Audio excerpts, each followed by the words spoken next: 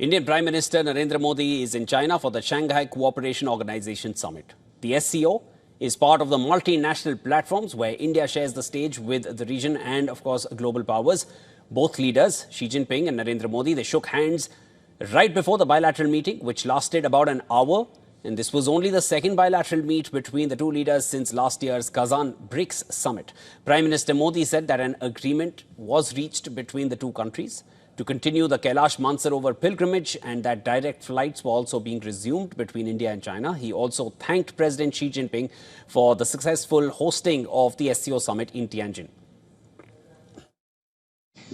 सीमा पर डिसएग्रीमेंट के बाद शांति और स्थिरता का माहौल बना हुआ है।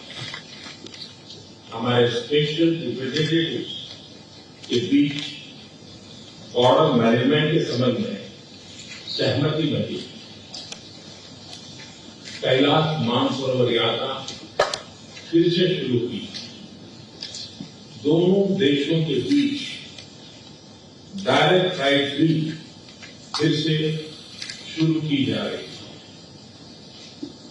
हमारे सहयोग से दोनों देशों के 2.8 बिलियन लोगों के हित जुड़े हुए हैं।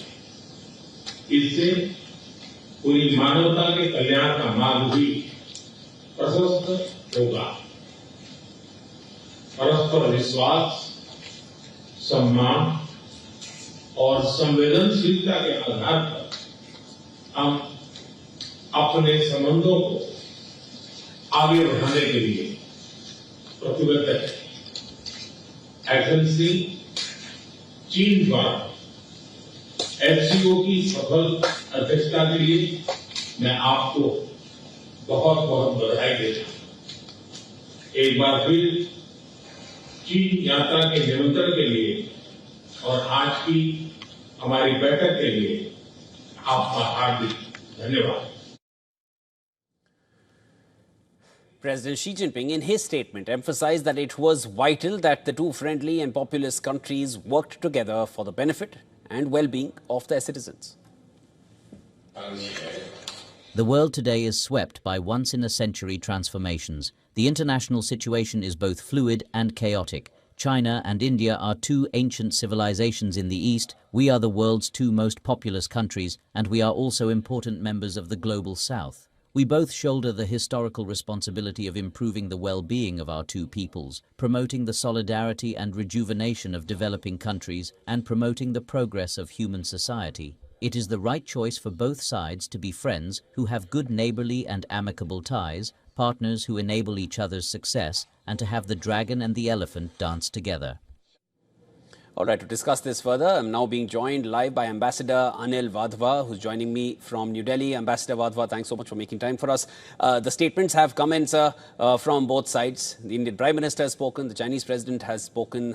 It all seems very warm. There are enough, words, multipolarity, multilateralism. It's all been thrown out there. Is it all as it seems? Let's look forward, keeping the past aside as of now. But is it possible to keep the past aside even with these statements coming in?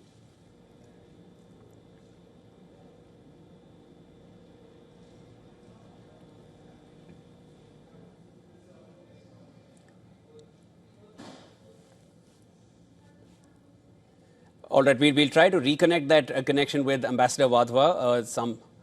All right, I think we've been able to reconnect. Ambassador Wadhwa, if you heard what I asked, if you can just repeat your answer again. And then the meeting. We can hear you now, sir. Please go ahead.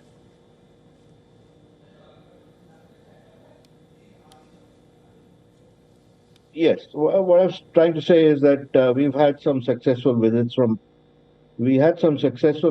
both sides over the past 1 year.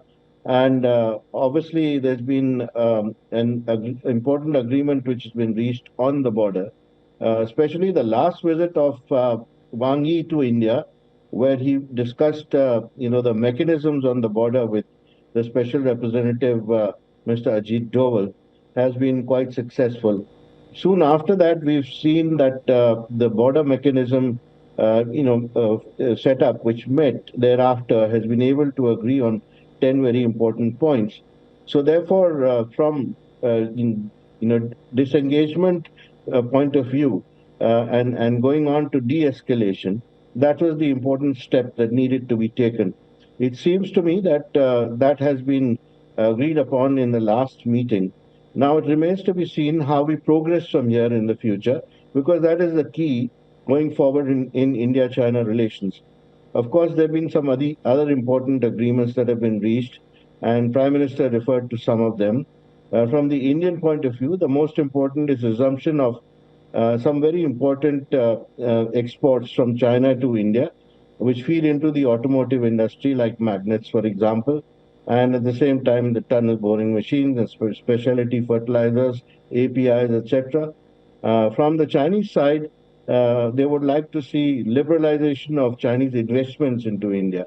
And there again, I think the Indian ministries are having a review of the situation of Press Note 3 in particular, so as to allow Chinese investments into specific sectors, leaving aside the sensitive ones. Understood. If all this goes through successfully, then of course the atmosphere will be built for a longer term successful relationship. Understood. As you rightly said, it's very difficult to forget what has happened in the past, and I think there would be caution on the side, at least of the Indians, going forward in this relationship. Ambassador Wadhwa, very quickly, I also wanted to get your thoughts on this because there is a looming Trump shadow with his tariffs. Both countries share those woes, but Kazan happened before Trump 2.0 came in. So that effort to bring the two countries together had already started. This has perhaps exacerbated it. Now, at this point, how do you feel US is going to be viewing the developments coming in from Tianjin?